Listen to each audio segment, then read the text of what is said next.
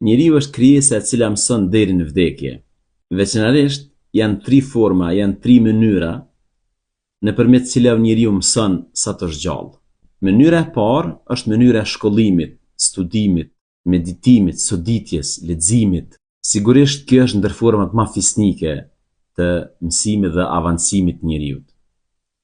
Forma e dytë është mësimi nëpërmjet imitimit apo kopijimit. Thjesht i shiqon çfarë bëjnë të tjerët dhe ashtu vepron. Kjo është forma më e thjeshtë dhe më e lehtë. E treta, mësimi nga përvojat e jetës, dhe kjo mbetet forma më e vështirë e mësimit. Kjo mënyrë, kjo formë i përfshin gjithë njerëzit dhe definitivisht mbetet njëra nga mënyrat më të vështira të mësimit. Zoti i Madhreshëm, kur e ka kriju njeriun e parë, në Kuranin fisnik i ka shënu fjalët e tij kur thot se po e krijoj një mëkëmbës në tokë. Pra, ka qenë vullneti i Zotit që ta krijoj një krijesë të veçantë në tokë. Pra, ta krijoj njerëzimin, ta krijoj llojin njerëzor në këtë tokë. Para se ta sjell Zoti Ademin në këtë botë, e vendosi në xhenet. Është e diskutueshme se ky xhenet në të cilin u vendos Hazreti Ademi bëhet fjalë për xhenetin e përjetshëm apo për një kopsht ose një xhenet kësaj bote. Sido që tjetë, shumë njerëz, kur shpjegojnë historinë e Ademit në xhenet, thonë që sikur Ademi mos të gabonte në pemë, ne do të vazhdonim të ishim në parajsës në xhenet.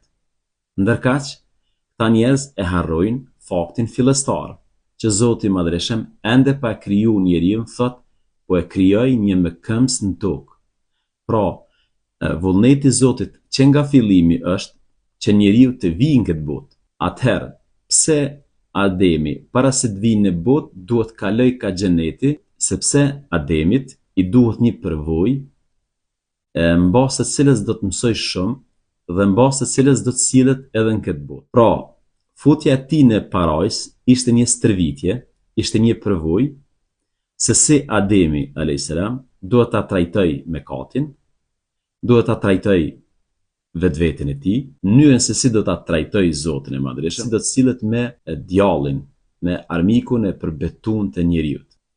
Sado që na duket kjo stërvitje, kjo përvojë e thjeshtë, megjithatë ajo është e mjaftueshme për të ofruar një metodë dhe një vizion për ta trajtuar mrapa gjithë jetën. Nëse disa njerëzve ju ka ikë koha e shkollimit dhe disa të tjerë dëshirojnë të jenë vetvetja, nuk e parapëlqejnë imitimin, atëherë na mbetet